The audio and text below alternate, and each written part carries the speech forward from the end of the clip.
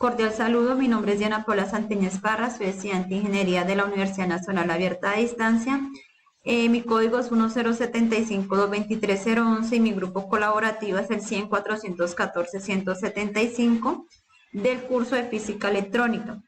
A continuación vamos a hablar acerca de la tarea 2 de fundamentos de circuitos semiconductores y señal de corriente alterna. Empezamos primero con el periodo señal de corriente alterna, que dice lo siguiente, que son señales de la corriente alterna que cambian con el tiempo, pero en un momento determinado la señal se repite. En el trayecto de este tiempo se llama periodo y se representa por la letra T. Su unidad de medida son los segundos, es decir, el periodo de la señal de la corriente alterna. El tiempo que tarda cada valor de la sinusoide de la corriente alterna en repetirse o completar un ciclo, ya sea entre ángulo y ángulo o entre nodo y nodo. Mira, acá tenemos el ciclo y acá tenemos el periodo. El ciclo es un intervalo en que la onda vuelve a tomar el mismo valor y comienza otro trazo repetitivo. Mira, acá tenemos un ejemplo. El periodo es la duración de un ciclo y también es lo opuesto a la frecuencia. Mira, acá tenemos el periodo. Y la corriente alterna es un tipo de corriente eléctrica en que la dirección del flujo de los electrones van y vienen a intervalos regulares a un ciclo. Miren, la corriente. Acá tenemos un ejemplo. Ahora vamos a hablar de la frecuencia o señal de la corriente alterna. La frecuencia de la corriente alterna es el número de ciclos por segundo de una onda sinusoidal o sinusoidal para cada ciclo de la frecuencia de corriente alterna, que produce en una unidad de tiempo. En otras palabras, la frecuencia es la velocidad a la que la corriente cambia de dirección por segundo.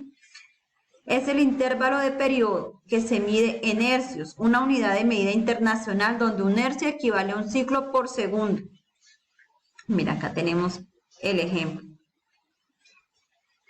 Y acá lo que vale el hercio es un segundo de tiempo. Ahora vamos para la fase. La fase es el ángulo con respecto a un punto de referencia. Expresa también tiempos en función de la frecuencia angular.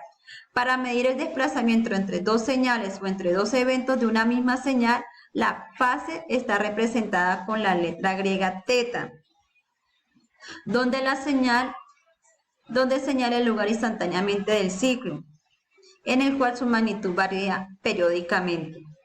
Miren, tenemos acá la fase y acá tenemos voltaje, la corriente y el periodo, donde varía instantáneamente del lugar. Vamos a hablar acerca de la amplitud. La amplitud se refiere a la variación, que es una magnitud que cambia con el tiempo. El tamaño se puede calcular en una señal electromagnética o en ondas o movimientos oscilantes. Mira, acá tenemos un ejemplo.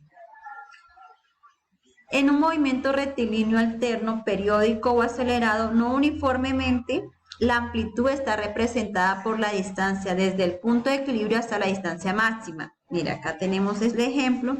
Para describir la onda, que consiste en una curva sinusoidal, la amplitud de onda es la distancia entre una cresta o valle y el eje de referencia. Mira, acá tenemos la cresta. Ahora vamos para el significado de valor medio o el concepto. El valor medio es un intervalo que considera la medida aritmética de los valores instantáneos de la señal en dicho intervalo. El valor medio de un ciclo completo para cualquier cantidad sinusoidal es 0, ya que los valores correspondientes del semiciclo positivo y el semiciclo negativo son signos iguales pero opuestos.